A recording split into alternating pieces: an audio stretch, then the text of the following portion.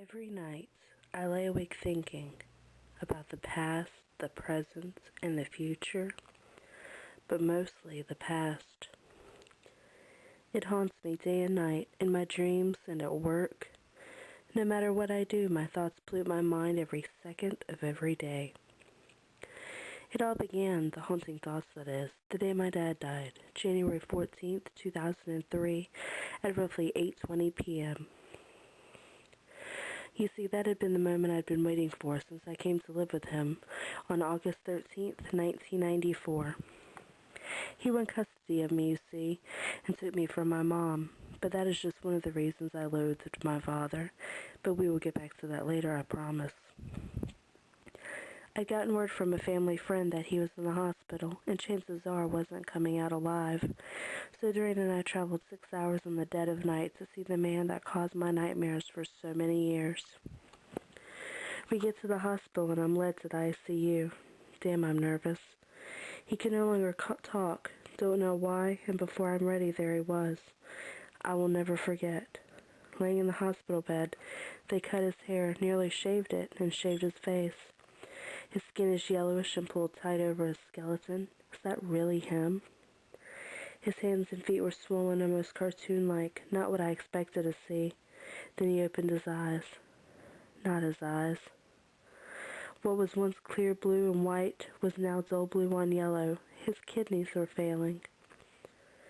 When he realizes it's me, his eyes light up and he gives me a huge toothless grin. Where are his dentures? He wants me to hug him. He's nothing but bones. I tell him about life and ask about his hair. He mouths to me the nurse did it and that he didn't like it. He rolls his eyes. Those aren't his eyes. He's getting tired, so I go to leave. He squeezes my hands and mouths that he loves me. I hug him goodbye and walk out. I'm supposed to hate him. Don't be sad. Be strong. I was eating pizza when he died. He lived an hour and a half after life support was disconnected. Back at the hospital into the morgue. I get his belongings. There's his dentures. And signs to release the body. The body? To the funeral home. Funeral day. No one talks to me. Family hates me. And then I saw him. My father. Peeking from his coffin, pale blue like his eyes. They shut the lid before I could get closer. The service begins. He's in there. I see my uncle wearing my dad's shoes. My grandma crying over her dead son. Hysteria kicks in. I burst into silent laughter. I get handed a tissue to hide my face. The pallbearers take him away to the graveyard. We follow. The ride was quiet and short. We get there and his coffin is in position to be lowered in forever. The preacher talks, ashes to ashes, dust to dust, and we leave. I look behind me and they are lowering him in, so dark and cold. Life goes back to normal, but then the guilt happened. Guilt for wishing him dead while blowing out the candles of my 14th birthday cake.